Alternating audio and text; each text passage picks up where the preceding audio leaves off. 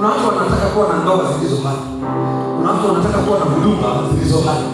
Kuna watu wanataka kuwa na mafanikio yaliyo hai, lakini milango yao ya mioyo iko wazi na imepitisha virus wengi hapo, na hao virus wamekwenda wamekula mafaili yote huko. Na hivi Jefta, unaelewa, kuna watu wako kanisani hapa, mafaili yamegunguliwa, yameliwa ya wengine, wakaimba na pambio, wakina tusemee napiga pambio, lakini mafaili yako yameliwa, mafaili yako yametafunwa. Mtoto wa Paradise kwa mwana president mpigaji, hata wakina Jefta, pambaneni kwa jina la Yesu.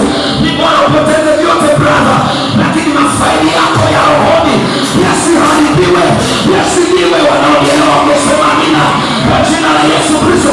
Kuna watu wamebaki kanisani, ni kweli tunawaona, lakini wamegunguliwa.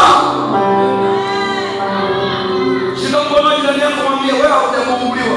Huruma hivi na hii injili ya kikamanda, maana hii kanisa ni la makamanda. Na naye ubiri injili naye kichwa maji kama cha kwako. Kwa hiyo ukine nako ukina nao hapa sio mbili wa vitenge, sema amen.